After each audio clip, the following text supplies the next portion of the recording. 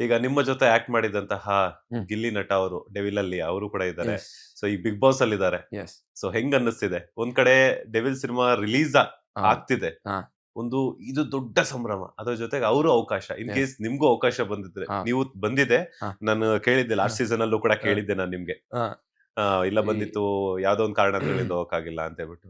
So in case ನೀವು ಈ ಸಲ ಹೋಗಿದ್ದಿದ್ರೆ ನೀವು ಕೂಡ ಅಲ್ಲೇ ಇರ್ತಿದ್ರಿ. ಅಲ್ಲೇ ಸೆಲೆಬ್ರೇಟ್ ಮಾಡುವಂತ ಅವಕಾಶ ಆಗ್ತಿತ್ತು. ಇಲ್ಲ ಸರ್ ನಾವು ಹೋಗದೆ ಇರೋದು ಒಳ್ಳೆ ಚೆನ್ನಾಗಿ ಆಡ್ತಾವನಲ್ಲ ಹ್ಮ್.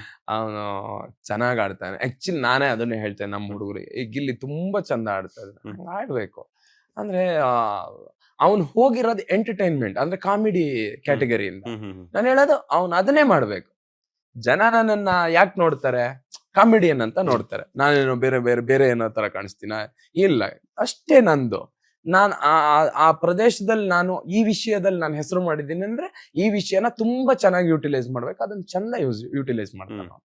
ಅಂದ್ರೆ ಎಲ್ಲವನ್ನು ಹಾಸ್ಯವಾಗಿ ನೀವು ತುಂಬಾ ಹಾರ್ಶ್ ಆಗಿ ಹೇಳೋದು ರೀತಿನೇ ಬೇರೆ ಇರುತ್ತೆ ಹ್ಮ್. ನಗ್ನಗ್ತಾ ಹೇಳೋದೇ ಬೇರೆ ಇರುತ್ತೆ ಹೌದು. ಅದು ಹೆಲ್ದಿ ಕೂಡ ನಗುನಗುತ್ತಾ ಮಾತಾಡೋದು ಇಲ್ಲ ಅಂದ್ರೆ ಆಡದೇ ಇರೋದು ಇವೆರಡು ಹೆಲ್ದಿ ವಾಯ್ಸ್ ಬಿಟ್ರೆ ತಪ್ಪು ಇಲ್ಲಿ ಹ್ಮ್. ಇವತ್ತು ಅದ್ ಯಾವ್ದಕ್ಕಾದ್ರೂ ತಪ್ಪೆ ಒಳ್ಳೆ ವಿಚಾರ ಆದ್ರೂ ತಪ್ಪೆ ಕೆಟ್ಟ ವಿಚಾರ ಆದ್ರೂ ವಾಯ್ಸ್ ತುಂಬಾ ಜೋರ್ ಮಾಡೋದೆಲ್ಲ ತಪ್ಪು ಸರಿ ಅವನು ತುಂಬಾ ಚೆನ್ನಾಗಿ ಆಡ್ತಾ ಇದ್ದಾನೆ ಹ್ಮ್. ಜನ ಒಪ್ಕೊಂಡ್ರ ಮೇಲೆ ಏನು ಬೇರೆ ಯಾರು ಏನು ಹೇಳಂಗೂ ಇಲ್ಲ ಜನನೇ ಅಲ್ಟಿಮೇಟ್ ಇವತ್ತು ನಾವಿಲ್ಲಿ ಅನ್ನ ತಿಂತಾ ಇರೋದು ಜನರಿಂದನೇ